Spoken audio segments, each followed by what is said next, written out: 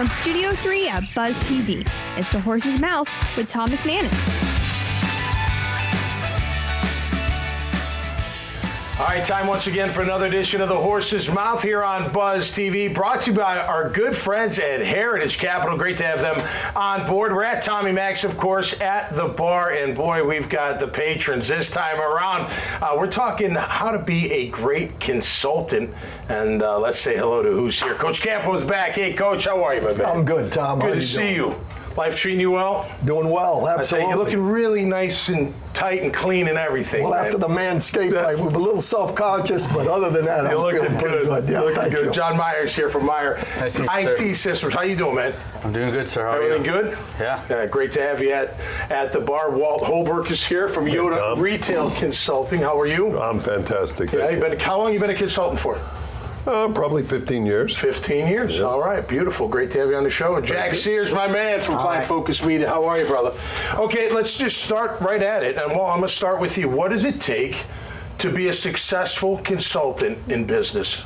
I think a clear message, simplify it as much as possible. Okay. Let's back up just a minute. We can all answer. When you define consultant, right? I mean, you're opening doors, you're helping them run their business. How would you define being a consultant for somebody's business? I think most of the time, and you know, my specialty is retail. Right. However, when I go in and start working with families, and I've worked with families mostly since I left the Fortune 500, and that is, I find that it's less about retail and more about organizational development and leadership skills. Okay. And that's where they're missing the piece. You're starting at the executives and trickling down, exactly, right? yes. Okay. So I have a consulting business, and the way I think of my consulting is I connect people. That's what I do. I help businesses by connecting people, opening doors, strategic relationships, and whatnot. You're in IT. Yes, sir. So you consult in IT. What would you say define being a consultant? For me, it would be a matter of being like a subject matter expert and taking a company like a consulting company or a CPA or any sort of company really, and kind of guiding them in the right path on what they need to do to get their standards up to par with whatever rules or regulations that they have on top of with like cyber insurance. For me, is a big push right now. Absolutely. So for us, it's making sure that they have everything in place, so if anything happens, they're not in trouble and that they're good to go. Like an operational standpoint, consulting in the operation, making sure it's secure and running the right way. Fascinating. Well, Jack, what would you say? How do you define it? So I define consulting from my nonprofit experience background, 37 years working in nonprofits. Sure. I think that leadership is the key to any organization, profit, nonprofit, a sports team, IT. And so spending time with leaders to ensure that they have what they need to do what they're trying to do with their mission, in the case of a nonprofit, is how I consider consulting. Okay, great. Coach, you've been, you're a football consultant now, but you've been head coach, assistant, you've spent your life in coaching. What would you say? Well, I think I spent 2 years out at USC, the end of my career, as a defensive consultant, and really what that is, the gentlemen here have already kind of explained the importance of it. I think experience is the biggest thing. That's what you offer as a consultant. You've been through the situations of leadership. I've been with 7 or 8 head coaches that had their ways of getting the most motivationally out of players. Sure. So for me, that was the big thing. I went in and talking to the coaches about, I think this is the way to get the players to understand and respect what you're doing. Okay. People ask me all the time, how did you at 5'7", 170 pounds deal with guys that look like Tom McManus and make a lot more money than I did?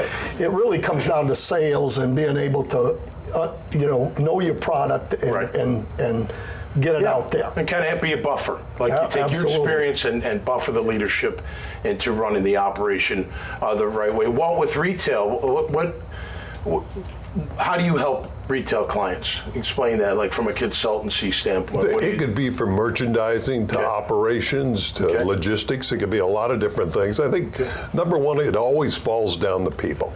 Always. Sure. Right. And I always, the first thing I like to teach when I'm dealing with an organization is look at you, which you is you, me, and I. So I asked them 3 questions, and I ask it from the CEO down to the person sweeping the floor. I want you to look in the mirror today and ask these 3 questions. Okay. Number 1, do you have a ferocious work ethic? Okay. 2, do you have a great sense of pride? And 3, are you coachable? Okay. Those, Yeah. it all falls right there. Yeah, absolutely. And as a leader, right, you're a consultant, you're leading, you got to be able to listen. You got to take a little critique and give the customer what they really need, right? Especially, I mean, you're dealing with cybersecurity, man. That's no joke. It could ruin someone's whole everything. It's trying to show people the importance of having the security and having some sort of insurance, because when an attack happens, average downtime is 22 days.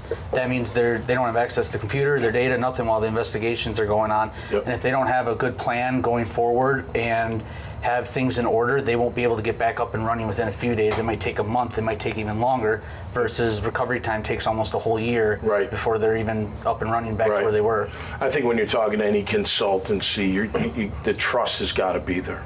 You know, from your experience, how you handle people. I mean, it's got to be, they got to trust you, right, Coach? I mean, especially, well, any business, really, but they got to trust that what you're saying is really going to help them become better. You know, just look from their standpoint, it's very similar from the standpoint when I came to Jacksonville the first time, Rasheem Mathis was a corner.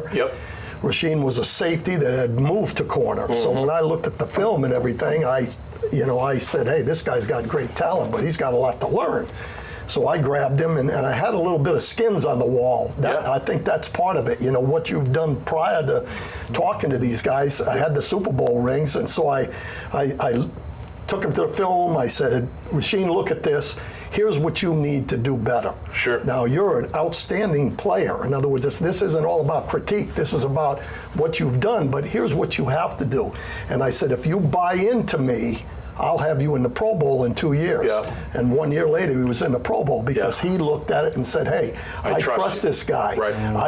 You know, he's got some skins on the wall, and here's what we need to do. Well, and part of that is how you treat people, right? And how you handle people in good times and in bad, right, Jack? Final word, my man. So the final word is treat others the way you want to be treated. That's right. You want to win in anything, in business, in life, in family, just treat others with respect. Even the leaders have to look in the mirror and make it better. They got to look there first, I think. Absolutely. That's right. All right, cheers to that. We found some common ground. It's all good. Right here at the bar, we always do. Hey, make sure you check out their great profiles, this conversation, and many others at iwantabuzz.com. So until next time, stay safe and be cool out there. We'll see you right here on The Horse's Mouth. Cheers. Hey, Tom McManus here with Carpet Man Flooring. Wow, warehouses the size of football fields filled with rolls of carpet and LVP. That's luxury vinyl planking. LVP. Carpet Man's LVP. Carpet Man. Carpet Man's LVP. The luxury beneath your feet. Our prices, they can't be beat. LVP. Carpet Man's LVP. Carpet Man Flooring, your hometown flooring store.